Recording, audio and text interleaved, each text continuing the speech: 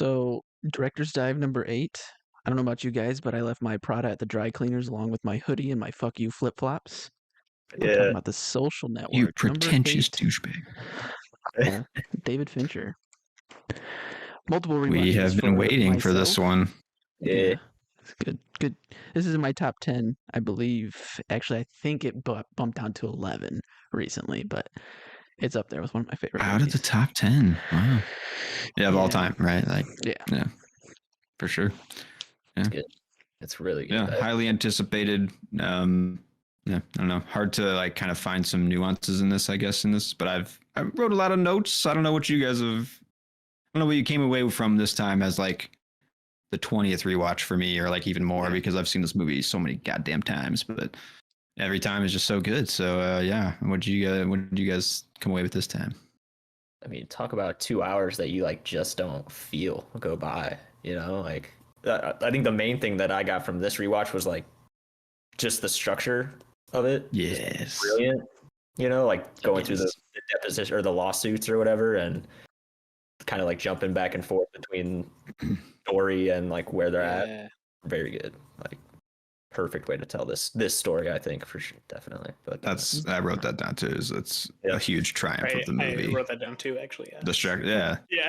And And like perfectly. I mean, Aaron Sorkin wrote this movie, and if you don't know who he is, he's a very successful writer, and he has a very distinct like voice in his writing, and it's very suave and flowy and Quick. Quick. Yeah. And for this one, it's like he can tell, because where it first cuts out of chronology is when like they've created the website, it's crashed Harvard servers, and then it cuts forward to like the first deposition, and then it cuts back to him having his like Harvard board deposition.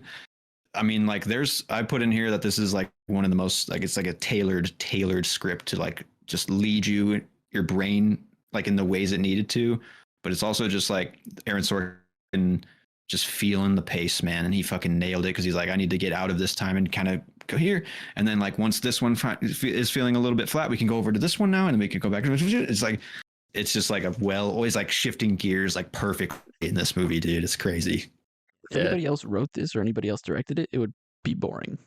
Like a lot of like, I guess biopics are kind of just, cookie cutter. This one, for some reason, every time feels fresh, just because the way it's written, true. The way that Fincher is just like, we're gonna speak double speed, like faster if you can, and everything, because that's just how this movie operates and how it does it successfully.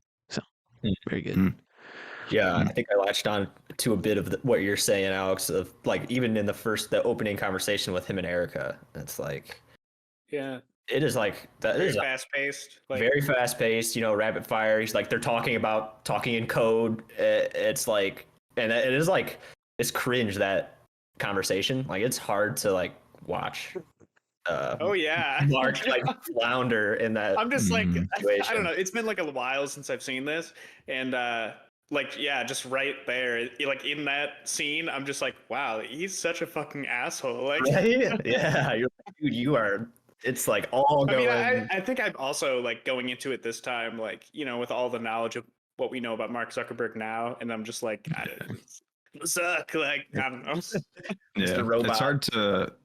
I do kind of draw a distinction in my brain of like, this isn't the real Mark Zuckerberg, because I know like Sorkin did a lot of like his own. He does this in a lot of his scripts where he just kind of makes shit up and to make it work, or the best thing that could possibly happen, he's going to write it. And that was what I was wondering, like how much, because I don't know with Zodiac and how much research you said David Fincher did. Like, I'm wondering how much research they did on this. It's based on a book, The Accidental Billionaires. So it's like kind of loosely tied to like reality, but then this movie got a lot more heat than most other of Sorkin's movies for like sensationalizing a lot of stuff. Like, he doesn't even, like, this conversation at the beginning of the movie never happened. Like, he had a girlfriend the whole time in college. Fiction, basically. Yeah.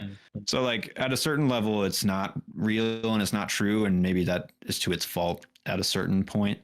But I think I've just like crafted an image of this movie in my brain as like not a real, like a not real, it's not a real movie to me, like, but it is dealing with so many real themes and concepts that we like deal with. But Sure. It's weird. I don't know. It gives Zuckerberg's character more character than the real Zuck. So it gives him more personality, where the jealousy stuff and wanting to be something, but he hides it behind certain things, and his lashing out. I don't know.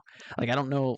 I don't think Zuck is really like that. I think he's just a lizard man who has minimal emotions. I mean, I've heard him do interviews, and shockingly, he has more emotion than I thought. But he tries to have more emotion. Yeah, right. So I don't know. I feel like this, if anything, I know Zuckerberg doesn't like this depiction of him because obviously it makes him look like an asshole, but it's makes his character.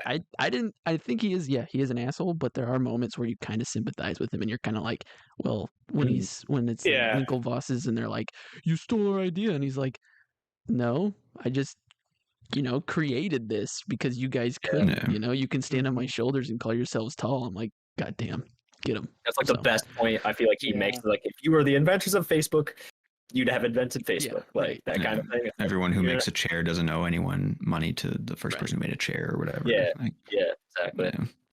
I mean, I made a note here on this watch that Mark's like adding on to what you guys are saying, he's a very like dimensionalized character, more so than probably the real Mark is. And I wanted to give a lot of prop to Jesse Eisenberg's portrayal, because there's a very fine line that this man has to like be on to kind of lead you on. He is an asshole and he's doing this all like premeditated from the beginning, or he's not, because a lot of the times it's like he didn't really plan this out.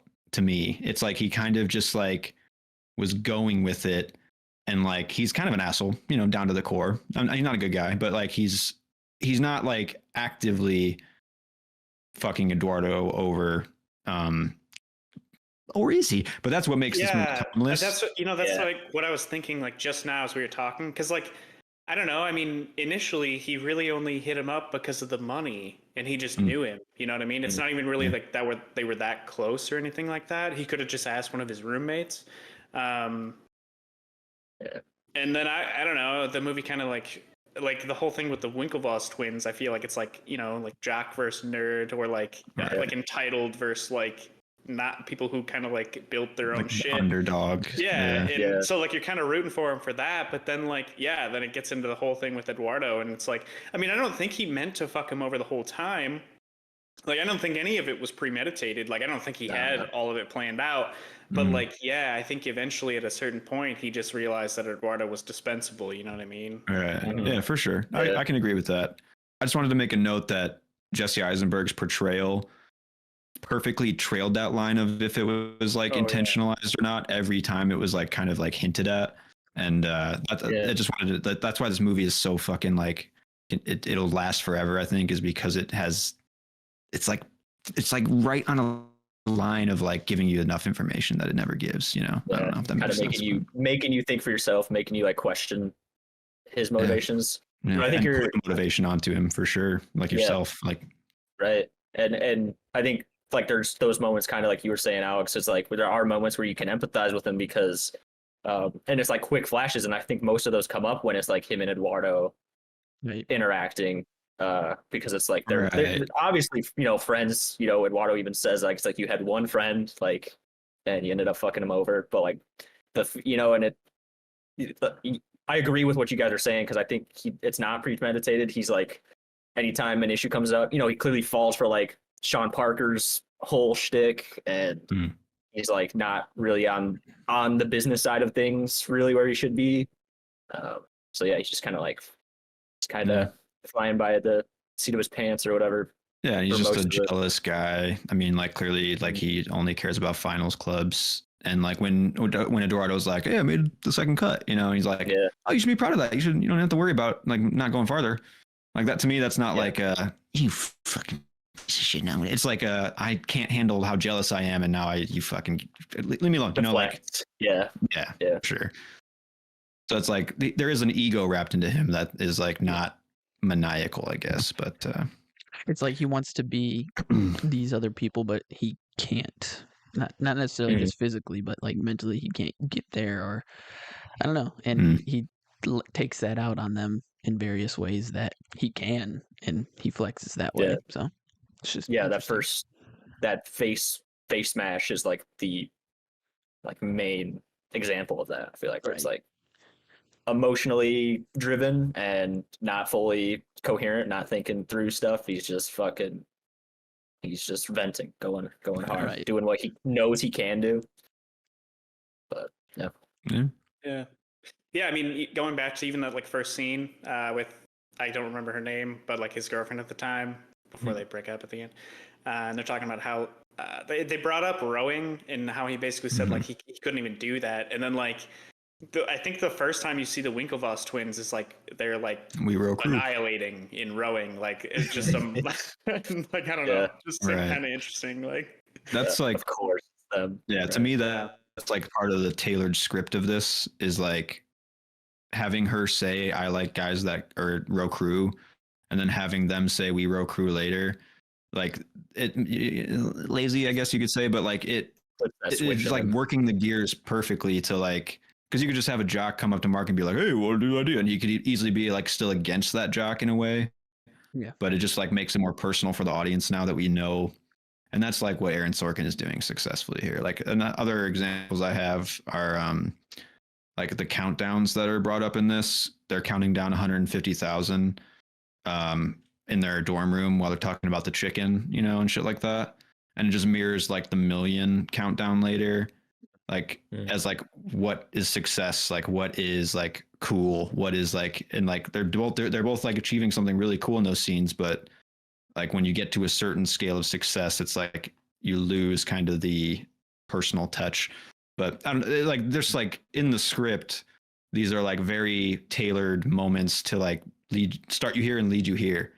And I don't know if like I'm putting too much focus on this idea, but I think like why this movie is 5 stars is because it doesn't let your brain find a fault, because it led you perfectly there, you know, like, and like things with like Divian falling and stopping the singing. And when he first sees Facebook, he's like, oh, what the fuck is that? He grabs the thing and he runs, and then the singer stop. It's like our brain is like noticing that something's wrong, something's changing, something's about to shift because the singing has stopped. It's a romantic scene. It's a romance, and now the romance is over. Now we're gonna get into the fucking court. You know, like I don't know. I'm just spewing shit on why this movie is good, but it's all inherent like to this movie, man. It's just so fucking good. No, for sure. There were moments.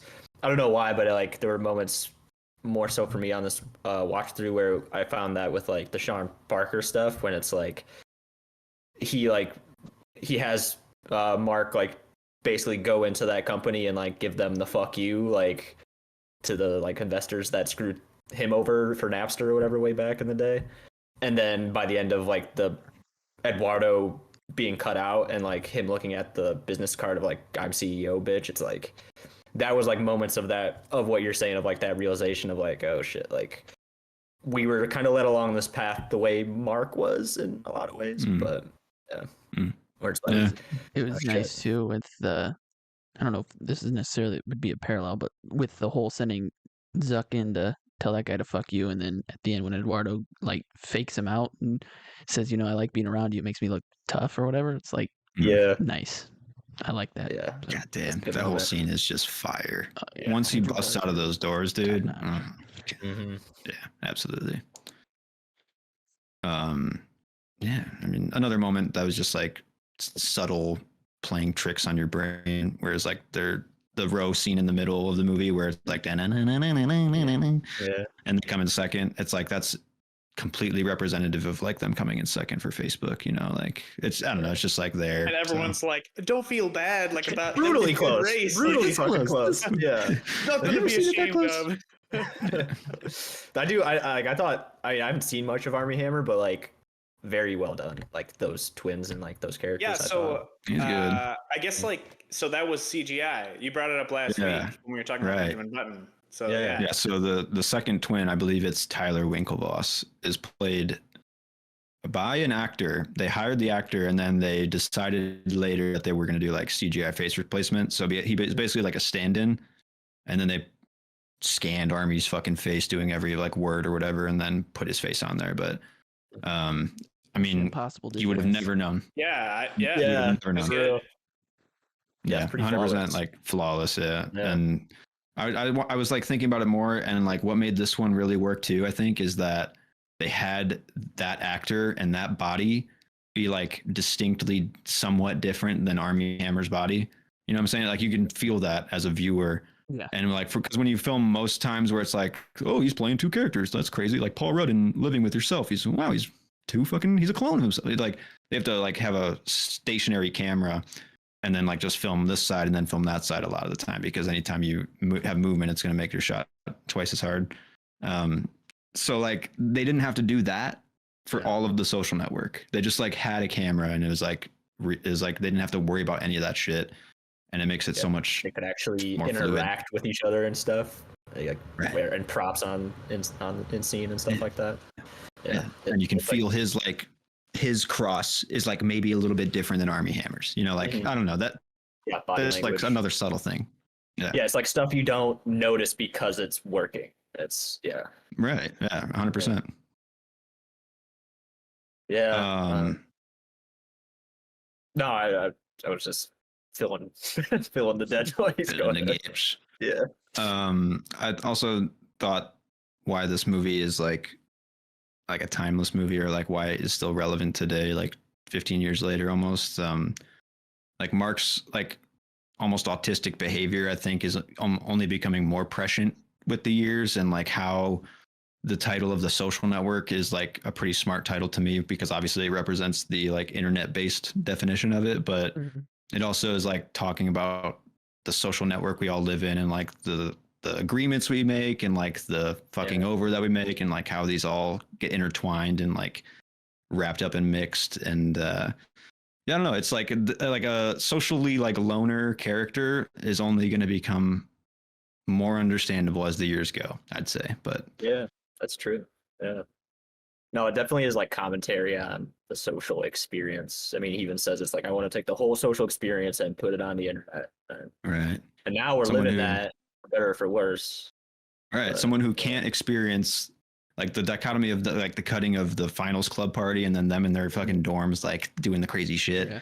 Like this is the guy who can't go to the parties, so he's making the party. It's, I don't know. It's and it's displaying a time, you know, obviously in our history too. That it's kind of. Is it like early 2000s when it was like 2003? 2004, something like that. Yeah. A bygone era. Well, I think they said 2003 in the movie was when it started. I think so. Yeah. That's another theory on why I think this movie is so rewatchable and so good, is that one, you don't see a lot of 2003 like biopics in general for like that time, so it's you kind of get to like live in that time again. But it's also like, I believe, like super like college nostalgia based, this movie. You get to live in the Harvard dorms, you get to like watch Mark walk through the campus, you know, and kind of just like live on the campus. And then like that's a huge part, I think, of why this movie is so rewatchable, is you get to like go to college, your buddies, get this great idea, and then fucking have a huge business after it. By the end of it, it's like the dream. And it's like, yeah, it's another reason why this is so good. But sure, you're partying in the sorority houses and the frat houses with them. You're seeing that. Man, I hate frat guys. That's like what I was thinking. Like every time they show frat guys, I'm like, holy fuck, these guys are douchebags. Like, when he's going to Danish club, strip poker. Yeah. Yeah. Sure.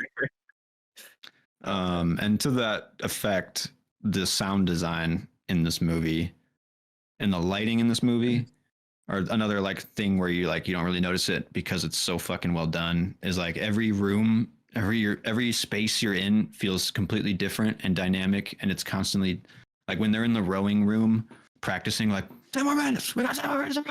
Like the sound in that room is so fucking perfect that it's like, I'm in that room and I know like where I'm at physically. Like it's just, that's what grounds this movie to you, you know. I had the thought in that scene specifically where I was like, I know what that room smells like, you know what I mean? Like I know like it smells like sweat and like chlorine, at like gross ass old chlorine water or some shit. Like for shitty lighting. Like I think that's Fincher's like craft here, you know. Like I feel like in these talks we don't talk a lot about Fincher, because it's kind of like what I'm saying, where it's like he's so good you don't notice how good it is. He's You know, like inherently meticulous in everything that he creates, and it's just kind of part of the movie. It's upstream.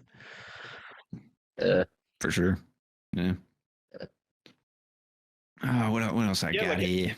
I don't know. I guess like especially how these last two movies have not been his brand, and I mean like Benjamin Button, I guess, would be up in the air, but like we can all agree that this was like an excellent movie, you know? Or like, oh yeah, miles better, yeah. But it wasn't, and I guess like I don't know, I don't know. It's not a thriller, you know what I mean? Like or I guess like I don't know. Like a mystery, really, or That's what I'm kind of excited about, like the Killer coming out with Michael Fassbender. The stuff I've heard about it, people are saying it's got some amazing like action sequences and stuff. And I don't know if Fincher's necessarily done like a full blown like action sequence. I mean, he's done like gory shit, but it's nothing like a nice choreographed action sequence. And I'd love to see what he does with that because how meticulous he is. And I just feel like you'll always know where you're at in a like if it's a hand-to-hand sequence. I feel like you're always gonna know where the people are. Unlike Extraction, where like you said, Joe, they went through the same door. So, but I feel like the attention Fincher's not letting that happen. I feel like it can be something super. That could be crazy good. Yeah. Pull some Jackie Chan shit out, like use the environment around them or something like that. I could see him like doing something like that, maybe. Yeah, he's definitely like in the upper echelon of directors. I feel like we've researched so far. I think he's got the most hits. I don't know, maybe not because they're like 50-50, but yeah, I'm excited to watch Gone Girl because the way you guys talk and the way I've heard like other people talk about it, like is that next? No, I think I'm excited to watch Gone Girl too, though, because like a lot of people have told me to watch that movie or told me it's good, and I'm excited for that one. Yeah, it's good. I think Dragon Tattoo's next. Dragon Tattoo, that shit makes sense. Interesting. I don't know. I was expecting like something bad, like right. For the back the dip in the yeah. His dips start to become lower. Like they don't go as like deep down. They're just like little kind of. They're just nice little walks through the valleys. Yeah. I actually have not seen this next one either, though. Me neither. And is that an action film? I know it's based off a book, It's but is more it like a thriller? I would say like a crime thriller. Gotcha. Yeah. Okay. Cool. Back to his Seven roots. I would say that Gone Girl is more in tune with like good Fincher crime thrillers. Just because that material though is crazy. The writing behind it is just like I don't know. It's a great. Yeah. Well, that's what I think Fincher is like so good at is he knows what to craft. Because I guess like going back to The Social Network, I watched like the behind the scenes of that, and he's like in a room with Aaron Sorkin, literally like fighting it out on like what needs to be in the movie. Right. And Aaron Sorkin thinks everything should be in the movie because he wrote it, and he's Aaron Sorkin, and he loves to hear his own voice. Like that's who he is. He was even in, and he directs his own movies now. He has a little cameo. Yeah. What is it? He's like, what is that? Is that a tisk? What is that? Yeah. Oh, that's him. All right. That's almost like a glottal reflex. Guys, what is this? That's Aaron Sorkin. But Fincher is the guy that knows to cut the bullshit and what's going to be needed and what's necessary and what's good. So like with Gone Girl, that's great material, but Fincher makes it perfect material, and that's what a great director should do. So it's kind of like Kubrick, right? I mean, takes material. Yeah. I do have a couple more notes if you guys just want to indulge my Social Network spiels, because I just feel like I should get across this movie because it's a 5-star movie. I just want to like get more juice on it. But another note on why this movie can never get old and never lets you up is that every side character is like achieving their 1 to 2 lines to their maximum perfect potential as an actor. I don't know if you guys like anytime you're even away from the main character, the actor is like giving their best performance. Like it's when they're when the bank teller looks Andrew Garfield up and down and is like, "Can I get some identification, please?" Like, it just gives you so much more than any other side actor would You know, like it's just it never lets you like be bored. Never when lets he goes you be back like to see his ex-girlfriend, the dude at the table who's like, "Are you okay? Like, is this guy bothering you?" Like, yeah. yeah. Yeah, there's like every little guy in the background, every little performance is just amplified to its maximum potential. Rashida Jones and I don't know the actor's name, but Dustin Moskowitz, the other like coder roommate guy. Did you guys know that that's the kid from Jurassic Park? Yeah, I found that out. Another little Easter egg. I was like, what? I don't even recognize him. That's crazy. Yeah, that's crazy. And speaking of like Rashida Jones, I kind of made a note for the first time this watch that the lawyers that each of the characters have are kind of like extensions of those characters too. Like Mark's is like smarmy and kind of like smooth, and he's like, you know, he's got all the goods and he knows when to like play him, but he'll overplay his shit too when he's like about the chicken, or it's like, which movie star? He's like, doesn't matter. He's like, no, you know, like, he's kind of like an asshole a little bit, but and then Winklevosses is like crotchety and like old money, like their daddy's lawyer, you know, like that's their kind of vibe. And then Eduardo has like this younger kind of strictly business lawyer who just like has it all there and will like give it to you, you know, like as confident as she can. But yeah, I don't know. I it's like another job on the writer to just like spread character extension through more characters through their lawyers, you know, like that's just yeah, helps build the world for sure. Yeah. I'll just keep spewing, I guess. The club scene, I know that's talked about as like one of the best scenes. I've seen like YouTube people like analyze why that scene is so like great. And where he's talking to Sean Parker, like he's talking about Victoria's Secret and the guy, you know. Like, yeah. But just I don't know why I brought that up. Just to make a note that scene is fucking a masterpiece. But you know, I've like and Justin Timberlake too. I haven't seen too much of him, but I've never seen, like, I wouldn't think that's like a character of his to play, I guess. Yeah, I'm pretty sure like at this time people were like looking at this movie like Justin Timberlake too, like and a lot of other roles. I think he probably doesn't do this as good, but it's not about Fincher, man. He makes you do it 100 times till he gets the good one, you know. Final note I have on the social network, and I've said all the positives I could say, so I have to give the one negative that this movie it brings me every single time I watch it, and it cannot be fixed. It cannot be quelled. There's nothing that the movie can do. Is when the Winklevosses decide that they're gonna sue Mark Zuckerberg, Cameron Winklevoss turns around, he goes, "Let's gut the fucking nerd," and then it's not fucking. It's frickin', because they clearly needed to use the F word for later for Eduardo. And it's just like, it's clearly like 80-yard line. He said fucking, he didn't. It's the one thing in this movie that is like the only actual flaw of the movie, but it's, I let it go. I let it go. I would not think about it. Notice it. Did you say 2 now? Oh, they changed the rules. I don't know. They might have done 2, and then maybe they needed 3, or they tried to do 3. I can't remember.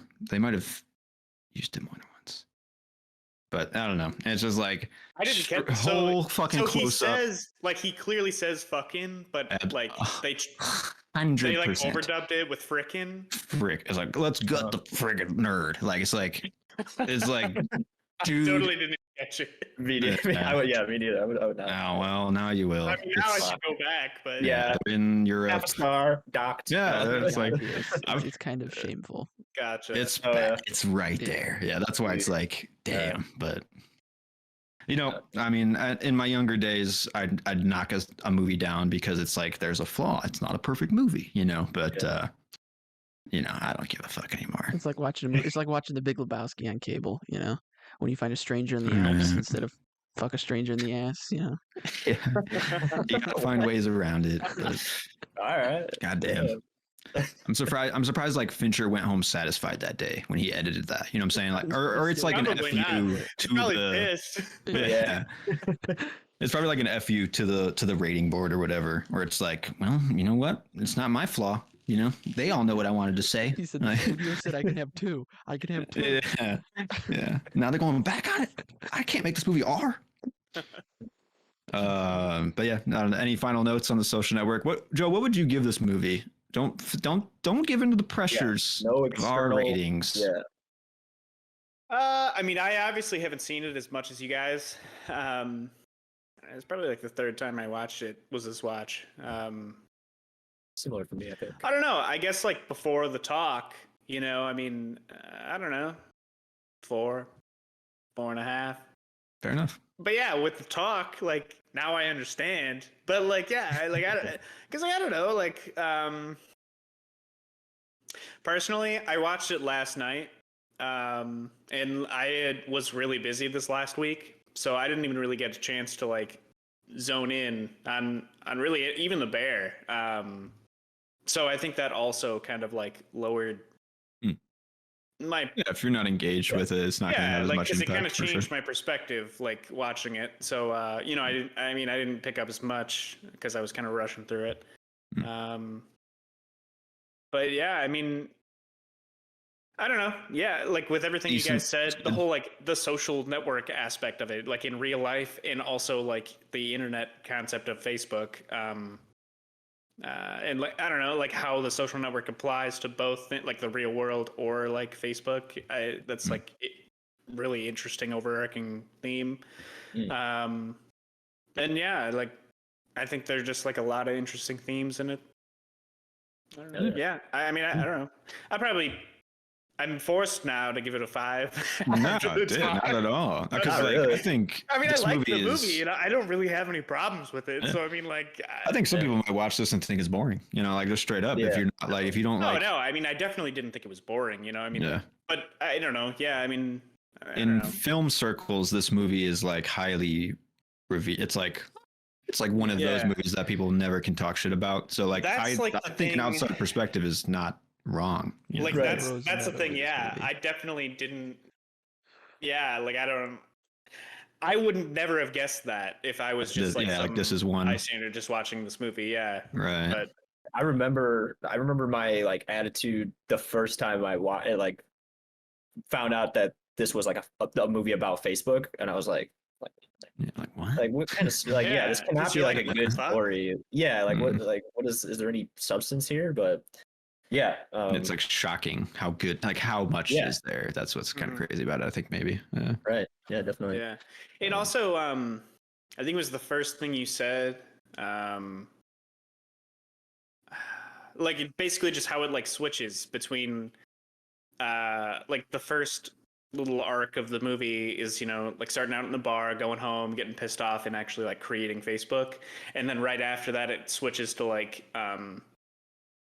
the problems he's facing basically because of what is like later. I don't know. I like how the film is like set up and like how it changes between like past and present or like whatever, you know, different times and like dealing with the lawsuits and shit. And I don't know. I mean, like even that, like, I mean, I guess we were talking about the Righteous Gemstones earlier and how next week is going to be the interlude episode. I know that doesn't really apply to this, and this will be edited, so you can edit this whole part out if you want. But like, it's almost you're not like even that. In the podcast. Oh fuck! But anyway, yeah. I mean, like, it's almost like the interlude episodes where like, but like meshed together into a movie. So like, you're getting the interlude at the same time as you're getting like the present. So like you're getting all of the perspective of these people's relationships, you know? It's kind of, it's just like a cycle, like a cycling story. Yeah, it's like constantly giving you what you need. It works just because it's just like we're in Mark Zuckerberg's head. Old Zuckers. You know? Yeah. I mean, just thinking about this movie, man, where like the structure shifts, where it's like, did you answer in the affirmative? It's just like shifting courtrooms. Like, god damn, this movie is just so fires. But do you feel I deserve your full attention? Right. You have the minimum amount of attention. Yeah. Since I have to tell the truth. Yeah, right. Yeah, I'm legally obligated. I'm under oath. Yeah. Man, what a good movie. And Fincher's best? ? I guess we'll see at the end of this what we all rate as our top Finchers. We're coming close. Yeah, definitely. We usually do like the rankings, right, for the director's dives. Yeah, like a list. One. Yeah, cool, for sure. That'd be interesting to see. Well, thanks for listening to this director's dive, guys, and join us on the next one. Please. Yeah. Please. All right. Please.